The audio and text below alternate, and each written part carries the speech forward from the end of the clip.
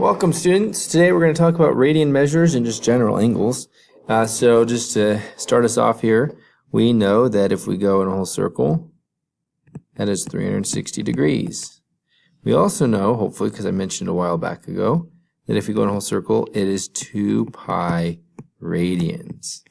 Now again, pi is 3.14, whatever, so that means this is 6.28 radians if you want to multiply the pi out, okay?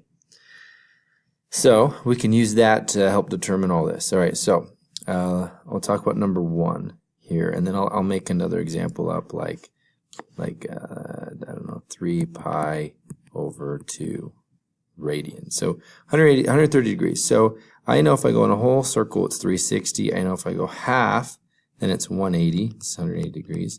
I know if I go to here, it's 90 degrees. So I need to do 130. So I know I'm going to go this far at least. Okay. And then that means I have 40 left. Now halfway is 45 more. So it'll be a little less than halfway. So it'll be about right here. Doesn't have to be perfect. If we wanted perfect, to get a projector out, but this is about 130 degrees right there. Okay, sweet. All right, 3 pi over 2, we're going to do that one here in green, just talking about radian measure. I know if we go all the way around, it is 2 pi. I know if we go halfway around, it is just a pi.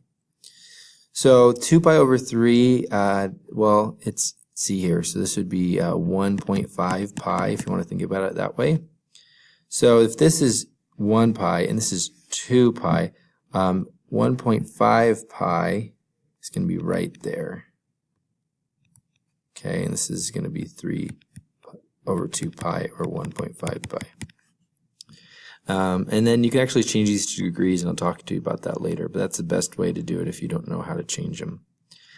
All right, this one here, number 4 here, says find one positive angle and one negative angle that is coterminal with the given angle. So what we need to understand is if I go, let's go this amount of degrees. So well, let's draw a little chart here first. Here's a chart. Let's go this amount of degrees. Let's say that's 120 degrees. Okay. If I travel another 360 degrees and I'm at 480 degrees, doesn't that sit on that same spot? Didn't I just go in a circle? So that's all it's doing, is it's realizing that the word coterminal means that we can go in circles as much as we want, but then we're actually passing that same point several times. And so they want us to find that point that we pass over. So to find something that's the same spot as negative 35, so negative 35 degrees would be like this. You're just going to add 360 and take away 360 to get one positive and one negative. So if I add 360 degrees to this, I get 325 degrees. So that means if I go in a circle positively 360 degrees, it's 325. Then I can go back. So when I go back, I'll subtract 360. So I get 395 degrees negative, and that'll be going in a circle backwards. And it makes sense. Like if I just spin in a circle, I'm back to where I started, and so that's what they're doing here, is they're just asking us to spin in circles. And negative pi over 6 isn't any different. It's just we have negative pi over 6 is like right here. And then when you go in a circle, it's 2 pi. Okay, so that means I have to add 2 pi. Now I'm not going to add 2 pi, I'm going to add 12 pi over 6 because they need to be the same denominators. But what is 12 divided 6? It's 2. So I'm going to add it, and I'm going to get 11 pi over 6. And that'll tell me that if I go in a circle around that way, that's the same spot. Then I can subtract that same number to go in a circle the other way, which is negative 13 pi over 6. And that's going to be the same spot because I'm going around the other way. Convert to degrees measure to radians, or the radian measure to degrees.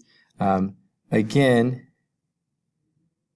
this isn't as hard as you would think it would be because there's a multiply here. So if I want to go to, so if I want to get radians, I do pi over 180, which is 270 pi. I'm going to change this. Let's do a finer tip pen. Sorry. Let's start over again. So if I want if I want radians, I times by 1 pi over 180. So I get 270 pi over 180, and now I have radians. And most of the time they reduce here. So let's divide top and bottom by 90. So we get 3 pi over 2. And that's how it would be written. If we have radians, so we're over here, if we do the same thing except reciprocal. Okay? So that is what I need you to know how to do. It's the same multiplier. It just depends on where it is. If we want radians, we're going to use a pi. If we don't want radians, we're going to cross cancel pi's like that. And then times across. So what's that? 1980 over 6. And then we just take a calculator and divide it. So let me grab a calculator real quick. Okay, here we go. Just double check my math here. So 11 times 180 is 1980 divided by 6 is 330 degrees. Okay, so notice it's the same formula, you just flip it upside down to get it. It says find the arc length and area sector given. So I just want to draw this out for you. So we're going to be working on number 12 here.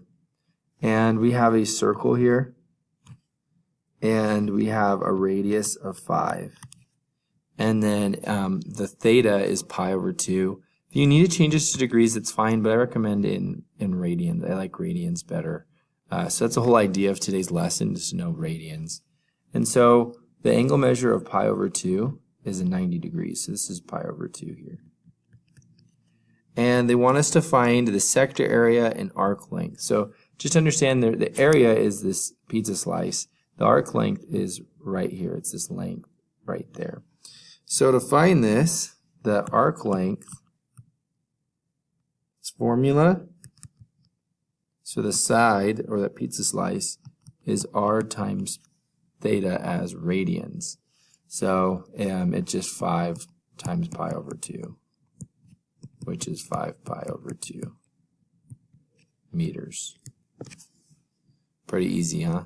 And then the sector area, the pizza slice, that small pizza slice, its formula is 1/2 radius squared theta. So it's 1/2 and the radius is 5 and theta is pi over 2. So this would be 25. So we're going to multiply the denominators. I'll put a 1 underneath. So we'll multiply the denominators to get 4. And then 1 times 5 times 5 times pi is 25 pi meters squared. And that's our area right there. So as you notice, it's not too difficult. You're just kind of plugging these formulas in. So let me highlight these formulas for you. So there's one, and here's the other. Okay. All right. One last question, and then I'll be done talking about what we're doing today. So this last question is cosine of pi over 4. You're just going to put that in the calculator. There's a way to do it without the calculator, and you'll learn that in college algebra trig. But today I just want you to understand that this is just like degrees. And if you want to change it to degrees, that's fine. You could, like, if you understand that 2 pi is all the way around, this is 2 pi, okay, then halfway is pi, and then halfway again is pi over 2, and then halfway again is pi over 4. So 360, 180, 90, 45, so this is just 45 degrees, put in the calculator. But I want to show you how to put the calculators in radians, so let's do that. Let me show you. So I want to put the calculator in radians, so I'm going to hit mode, and right now it is in radians. If I go down here, if it's bolded, so I just change it to degrees, but I want it in radians, so I can do this problem. So then I hit second mode to get out of it, and then cosine of pi over 4. So here's cosine, and then I always find the pi button right here, so second pi, divide 4, enter, and then that's my answer right there, so 0.707. Now when you get to college algebra trig, they're going to show you how to solve these by hand. I just want to show you how to use them in the calculator. So again, the big picture today is understanding radians measure. That's why we're dealing with radian measure here. That's why there's a radian measure there. That's why there's radian measures here, and that's why there's radian measures up here. So if you finish this worksheet and you don't know what radians are, you need to go back and do some more practice, okay? This is your teacher here, and having a good day. Bye.